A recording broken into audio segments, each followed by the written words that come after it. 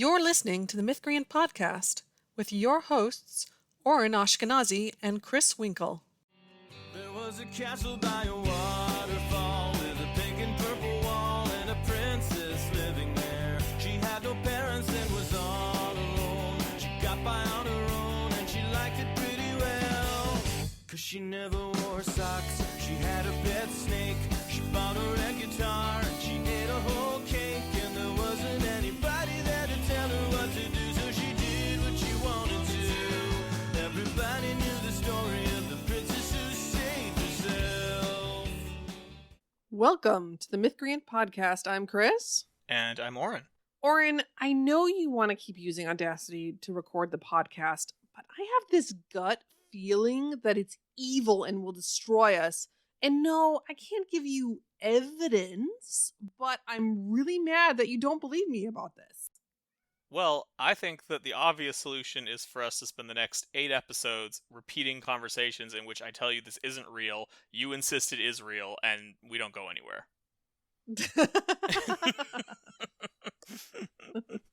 So we've watched hundreds of episodes of the soap opera Dark Shadows. Yeah, we have done that. And how do you write a show that's like 1,000 episodes long? Not by moving the plot forward. Yeah, don't do that. Well, obviously, since you don't believe me, I've got to go behind your back and maybe kidnap some Audacity developers to prove that I'm right. It just makes sense. It's just a very constructive action that will cause no further disagreements. Yeah, afterwards I'll be like, oh, I guess you were right the whole time. My bad.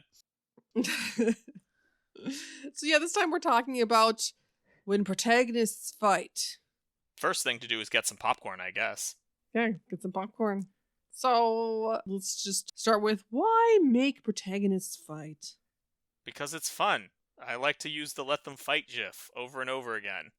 Because we like drama. Or sometimes you got a romance and you got to keep the lovebirds apart for a little longer. You know, you got to come up with something, and the fight is a way to do that. Or in a suspenseful story, maybe it's no one can be trusted. And so you want to create separation between people so that you don't know who is a friend and who's an enemy. Trust no one. Or you just really like great conflicts with nuance. Right. The characters fighting could be a number of different things, right? It could be characters who start off on the same team and have a temporary disagreement. Could be characters that start off on the same team and then one of them, decides they can't work together anymore and becomes an antagonist. Or maybe they are opposed to each other from the start and you're following both sides of a conflict. There's several different ways this could work. Yeah. And of course, we also have situations where people are at odds at first and they slowly come together, and then there'll be some relapses when additional differences surface. They break up again or whatever. So certainly a variety of situations when we want to have these kinds of relationship arcs where people have to, encounter problems in their relationship and work things out. But there are lots of issues. I've seen many, many storytellers struggle with this one. Right. Well, at the core of it is if you want characters to disagree about something strongly enough to oppose each other, not necessarily in a physical fight, they could just be arguing a lot. Something that goes beyond just a mild, oh, maybe you should do something else. It needs to be something that is important, but also something where, in most cases, you want to be able to see both sides of it, because if one character just seems unreasonable, that character is going to get a lot of hate. And again, there's just a lot of people who just have trouble coming up with great conflicts. That's just something that storytellers struggle with a lot. And what can happen here is that the writer just doesn't come up with a reasonable fight. So maybe the fight feels overly petty over something that is not a big deal, or people could be talking it out and instead they're fighting instead of just reasoning with each other. Or this happens a lot in like long running shows where the characters like change personalities. Like in order for this fight to happen, a character manifests a new flaw we've never seen before. And it's just overly dramatic. And often a character comes off like an asshole. Maybe because we need them to be an asshole for this divide to occur in the first place. Yeah, we need these two characters to be in opposition or the plot won't go forward. But we don't really know why, so I guess one of them's just mean today. Yeah. This reminds me, we were just watching the show Tidelanders, or Tidelands. We also refer to it as violent women because it's about like these half sirens, and sirens, gotta be sexy ladies. So there's just a lot of women who do violence in the show, which is kind of fun. But this main character, Cal, which is short for Calliope, man, she is just very angry with people because while they're in like emergency situations, they won't stop and take her to the place she wants to go. Yeah, I liked that show way more before we had clearly gelled around Cal as our viewpoint audience insert character. I thought she was the main character from the beginning. Well, she was supposed to be, but early in the show there was a lot more focus on the different factions in the town and what they're doing, and Cal's story doesn't really heat up until a few episodes in. And before that, it's just a lot more like a mafia drama, where everyone's kind of bad and you're just waiting to see what types of extreme violence they inflict on each other.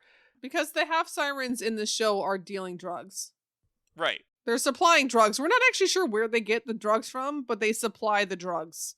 They never explain where the drugs come from. Don't worry about it. They manifest drugs from the ocean, I guess.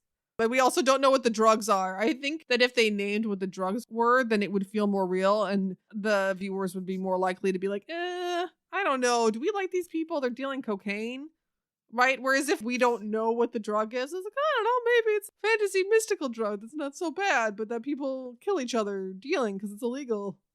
Yeah, who knows what it is? Any case, so the conflicts in there are just her not understanding that somebody else is in an emergency situation. And like, yeah, she's going through some stuff. She just found out she's not entirely human and that would affect a person, but the other person is a very understandable situation and she just doesn't see that. It's like, yeah, somebody just tried to kill your brother and he's being hunted right now. So this is not really the time to complain about the fact that he won't drive you where you want to go. Yeah, that whole show is full of characters just not having great motivations for things they do. As you go, you're wondering, okay, why are the sirens and the drug dealers at odds with each other? And why does anyone care which siren is in charge? It doesn't seem like it makes that much of a difference. There's a bunch of stuff like that going around. And I do think it's one of those situations where we have a set list of characters and we have to fill the show with scenes with those characters at odds with each other. And sometimes the writers might be struggling to be like, okay, so why do these characters hate each other? I don't know. I just need them to draw their guns. Yeah, they need to point guns at each other. It's very dramatic. So anyway, not having a natural reason for characters to fight and then making them come off as really petty, that's a very, very common one. Another one that I see is a character, this is the Voyager problem, a character getting too much candy. Mm-hmm. Because sometimes what happens in these protagonist fights is that one character who is the writer's darling, the whole point is that everybody doubts them so that they can later be proven right. Janeway has some of these arcs on Voyager, and usually to make that work, if you have this one beleaguered character who just nobody believes in, but they're right, well, okay, why doesn't anybody believe them? So all of the other protagonists have to disagree with them, which probably means that they don't have a very good reason for doing what they're doing, and then they're proven right, usually by luck. Yeah, the whole everyone's against me and I have to prove them all wrong it's not that it can never work, but man, that is a steep hill to climb. Babylon 5 does the same thing with Sheridan, and I find it just as annoying there. Yep. Korra has it once in Legend of Korra too, so there's a number of characters where we've seen this arc. Yeah, it's just like, look, if everyone disagrees with your protagonist, what is it your protagonist sees that none of them can? Mm-hmm. Why is your protagonist the only one who is correct? Which is one of the reasons I brought up this, like, oh, it's just my gut, which we have seen on Star Trek before. I don't think that one was Janeway. I think that one was a different character. Yeah. But again, why does people doubt you? It's like, well, look, I just know this to be true, but I can't give you any evidence. It's like, okay, well, this doesn't feel like a hill to die on then, if you don't have any evidence. This would be more interesting and more realistic, but take some more thought where there's evidence that can be interpreted in different ways. And then you have to establish, okay, why is each person heavily invested in their own interpretation? Yeah, and you can make this easier on yourself by introducing a time limit. If the characters have to make a decision quickly, and they have limited information, then they can't just be like, all right, everyone, hold up, let's calm down, let's reorient and see what we've got. There's no time for that. You got to make a decision now. And so the characters are going to come down on the sides that they are, predisposed to for various reasons. And you can also have a situation where characters disagree, but you're not endorsing a particular person as necessarily being right. One of them might succeed in getting their way and the other won't, or maybe they'll compromise, but you're not trying to be like, this person was right all along. But if you do have a person who's like, this person was right all along, that's a lot of candy. And so if the character is already candied, it really feels like too much. Whereas if you had like a really downtrodden main character who is marginalized and that's why nobody takes them seriously, then that would seem a lot more reasonable. We know why people aren't taking them seriously. They already have lots of spinach. They could use a chance to show everybody what they're made of. That's very different than a character who is kind of insufferable and then gets to be the one person who's right when everybody else is wrong. Yeah. Another really common issue that I see in a lot of these protagonist versus protagonist kind of fights is things that feel morally twisted. Sometimes that's to vindicate the character who looks wrong. We need a character who looks wrong. If we had a situation where it's like, no, I swear in my gut, these people are evil, and then I like break in and kidnap them, and then it turns out that I'm right. There's something still wrong with that. I didn't have any evidence. I still broke in, kidnapped somebody without evidence. Even if I'm right by luck, that's still kind of like, Or another one, because storytellers have so much trouble coming up with gray conflicts. Gray washing a black and white conflict. Oh God, that's such a problem. This is where you're like, okay, you present a situation. Oh, these are the oppressors and these are oppressed. But what if the oppressed people also did crimes or something? Right. It's like, so there are two sides out here, and one side murders, crucifies, and enslaves people, and the other side is vaguely problematic. So they're basically equal. Or the Librarians did an episode where they were talking about this American Civil War. It's like, okay, no. That was not a black and white conflict. One side was a bunch of rich slaveholders that wanted to continue enslaving people. Yeah. Or specifically, it was a black and white conflict. Which is not to say that the North were like perfect good guys, but there was obviously a bad guy side in that conflict. It was good that the Confederates lost. Ironically, the thing about this is that if the Confederacy had not withdrawn, there's a good chance the North would have never, at least not soon, pushed the slavery issue. What happened is that these rich slavers were sure that Lincoln would try to abolish slavery, and so they preemptively wanted to withdraw from the Union.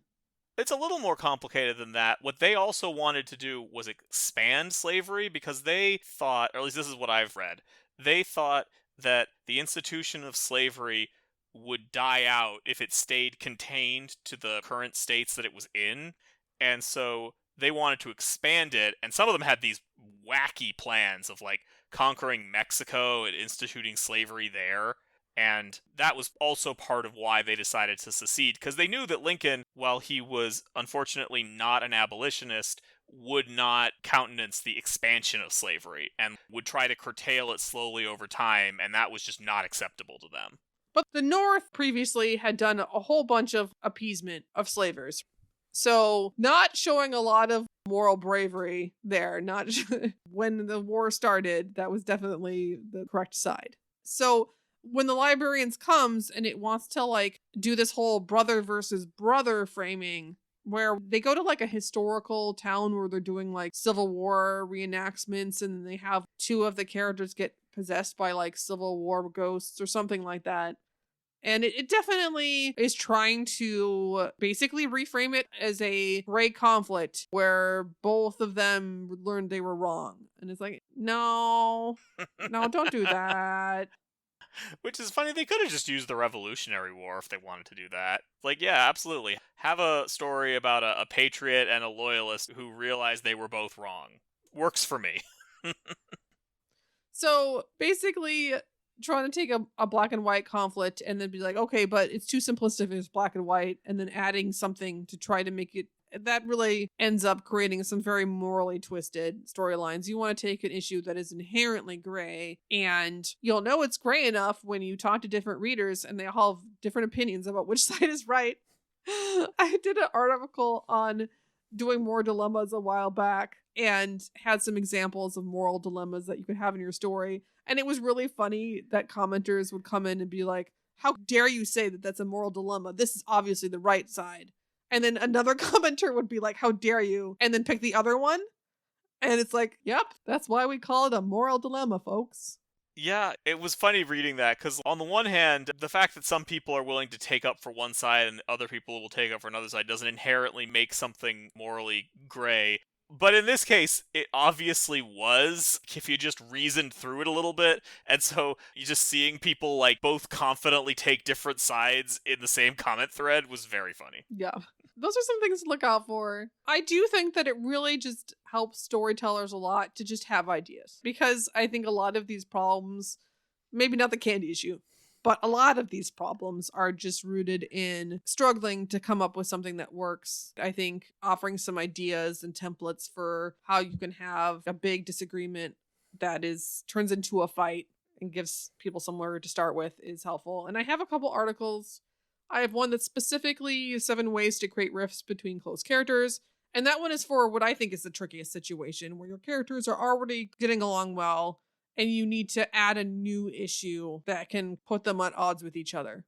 I also have one on personality clashes, which is generally for characters that don't have that much exposure to each other. They're not already friends. And writers also have a lot of trouble with personality clashes and tend to make characters come off as very unreasonable. Now, a lot of times you don't need to do a personality clash, because that's a particularly tricky one. You can do something that's a little bit more significant than just they rub each other the wrong way. But there are ways to do that productively.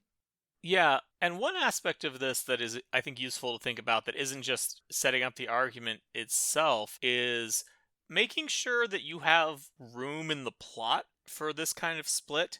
Because this is something I have encountered occasionally with client manuscripts, thankfully not that often in published stories, where you'll have 2 good guys, right? You'll have 2 characters on Team Good, and then a villain that they're both opposing.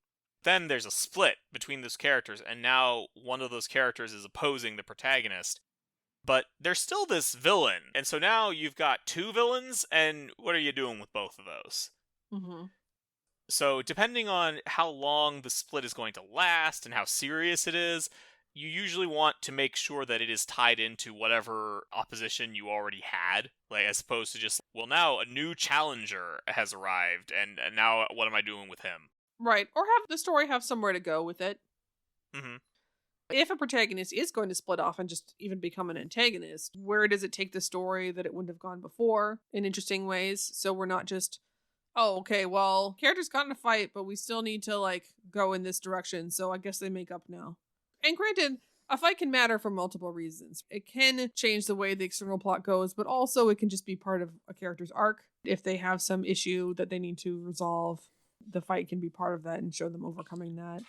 Just part of their relationship arc, whatever. But, you do want somewhere to go instead of just being like, okay, well, I counted on the protagonist doing this, and now their head lieutenant is against them. How is that going to work?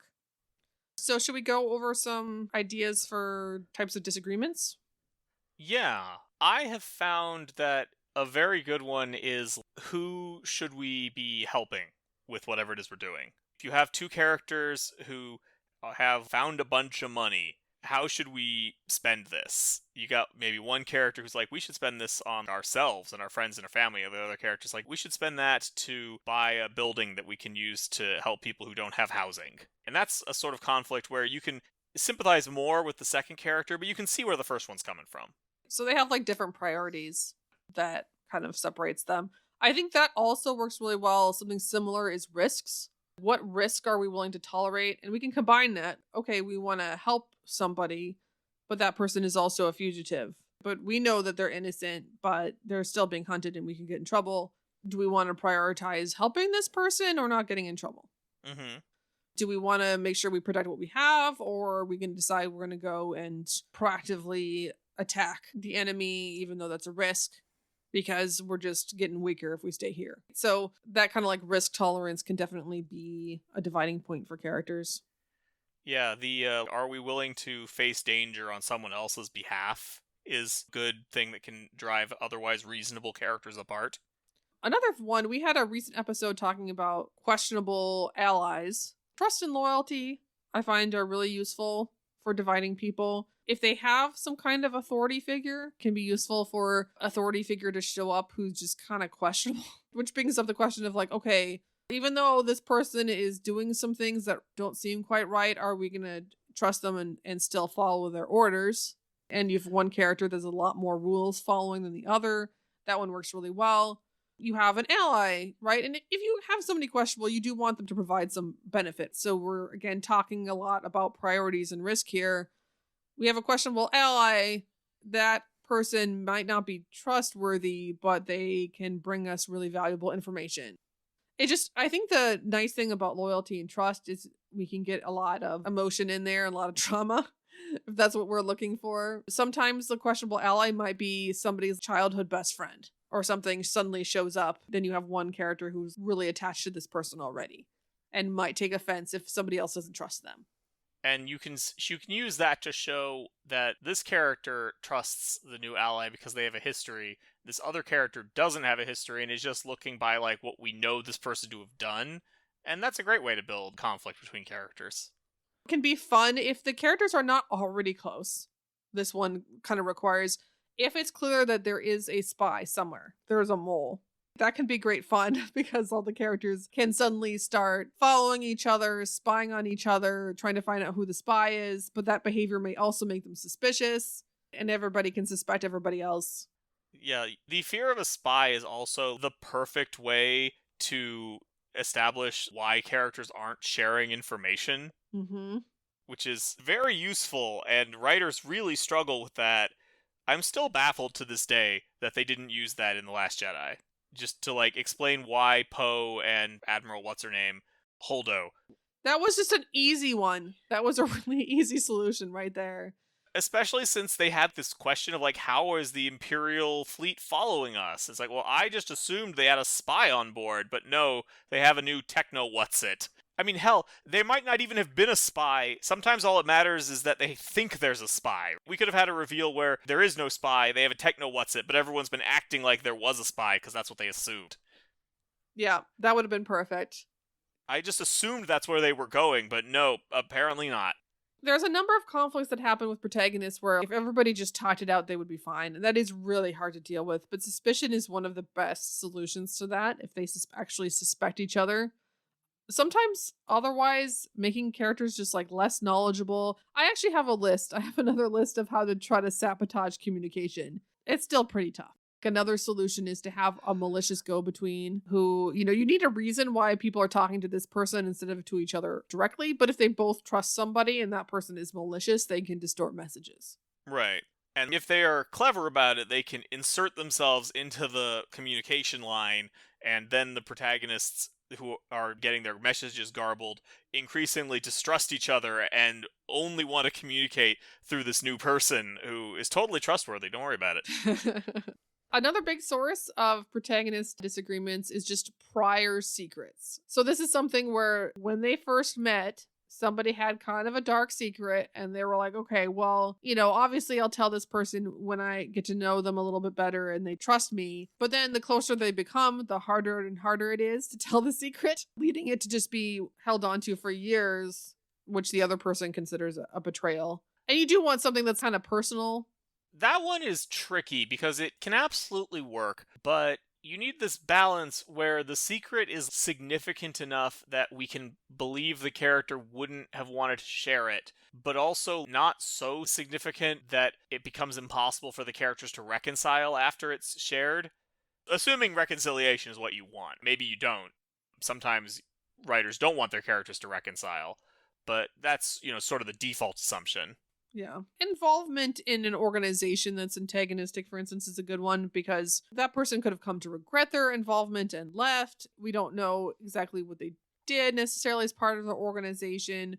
So there's like a variety of things that kind of can create a level of distance between them and some of the horrible acts the organization was doing. But it's also like very implicating. And the other person could have been, for instance, personally harmed by this evil organization. So that's one that I think works pretty well. Yeah, I would agree. And then probably one of the most robust ones, just giving them conflicting goals. So they like actively want different things. And sometimes that can occur with people who are already, for instance, best friends. But sometimes that's a good one for characters who meet each other and form a temporary alliance based on their needs right now, but then just at some point in time have to turn against each other because they have mutually exclusive missions, for instance. But they have like shared needs early where they need each other and so they need to cooperate, but they also have something pulling them apart because they know they're going to different places at the end of this. Maybe they're both dangering through dangerous terrain and they need each other to survive. But then when they get to the temple at the end, one of them wants to take the artifact, the other wants to destroy it. Something like that works really well. And then they can be allied for much of the story and then get to like each other. And then, oops, now we can't be friends anymore. That's just a nice, easy one. Of course, you do have to come up with a reason. If you want them to make up again, often you would come up with a reason why one of them would change their mind. Right. It needs to be something that's not so far apart that they couldn't ever reconcile over it, assuming that you want them to reconcile. And it might be that one of them changes their mind, they might have a compromise, or it might be something that one of them gets their way, and then eventually enough time passes that the other one is willing to put it behind them. Something like that. Alright, well now that we are finished having our conflict, we can go ahead and call this episode to a close. Now, if you want to hear about us actually fighting with people, not each other, but people we were attempting to get along with, we do have some juicy stories in our collection on Patreon. I'm not going to name any names. I'm not even going to mention the blog nemesis, but it's in there. Just go to patreon.com/Mythcreants. And before we go, I want to thank a couple of our existing patrons. First, there's Amon Jaber. He's an urban fantasy writer and a connoisseur of Marvel. Then there's Kathy Ferguson, who's a professor of political theory in Star Trek. We will talk to you next week. There was a dragon with a pointy tail. He was bigger than a whale and his breath was terrible. He scared the princess when he came around. Tried to burn the castle down, but she caught him by his tail. Then she tied him to a tree so the dragon couldn't fly. She told him he was mean and it made the dragon cry. When he finally apologized, she offered him some tea. He accepted it graciously. Now he visits every weekend with the princess who saved herself. This has been the Mythcreant podcast. Opening and closing theme, The Princess Who Saved Herself by Jonathan Colton.